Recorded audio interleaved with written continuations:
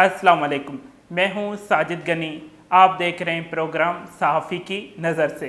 Senior सहाफ़ी मलिक सफ़दर हमारे साथ हैं, उनसे जानेंगे माजी में मसला कश्मीर की क्या सूरत हाल रही है। जी मलिक साहब बताइएगा। कश्मीर के हवाले से आपने सवाल किया है, तो मैं कश्मीर के हवाले से अर्ज़ करूँगा कि ये मसला बड़ा ही दरीना है और पाकिस्तान और भारत दोनों इस मसले की वजह से 3 जंगें भी लड़ चुके हैं, जिसका इसके बावजूद कोई रिजल्ट नहीं निकला। मलिक साहब, मुस्लिम कंट्रीज़ क्या मसला कश्मीर की हिमायत में बात करेंगे? सऊदी अरब और अमारात ने इस सिलसिले में किरदार अदा करने के लिए पाकिस्तान और भारत से रब्ता किया है।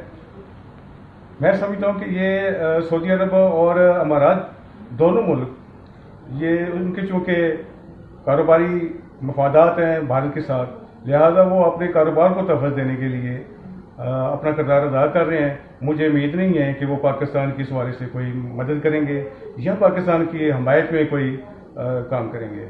सफदर साहब, आप मुझे ये बताइएगा, ये क्या कभी मसला हल हो सकता है? मेरे ख्याल में नहीं हो सकता। वो इसलिए नहीं हो सकता कि ये कोई 70-72 साल हो गए हैं इस मसले को, और हमेशा यही कहा जाता रहा है कि मुज़ाकरात के ज़रिए ये मसला हल किया जाएगा, और भारत ने कभी मुज़ाकरात किए ही नहीं है, ना वो करना चाहता है, क्योंकि भारत ने इस पे गाज़बाना कब्जा किया हुआ है। लिहाजा वो कभी नहीं चाहेगा कि वो कश्मीर खो दे और पाकिस्तान को प्लेट में रख कर कश्मीर इसके हवाले कर दे। ये इसका हल एक ही है कि इसकी ये जंग के जरिए और तरीके आज़ादी को तेज़ करके ही इसको किसी तरीके से इस मसले को हल किया जा सकता है।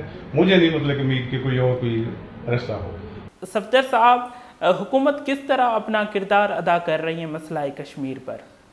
मेरा ख्याल है कि हुकूमत अपना किरदार ठीक तरह अदा नहीं कर रही, और जो ये काम कर रही है स्वाय इसके कि ट्विटर पे ये जंग लड़ रही है भारत के साथ, और जलसे जुलूसों से मुझे नहीं उम्मीद कि मतलब भारत पे कोई असर होगा। बहुत शुक्रिया सफदर साहब, आपने अपना कीमती टाइम हमें दिया। अगले प्रोग्राम तक अल्लाह हाफ़िज़।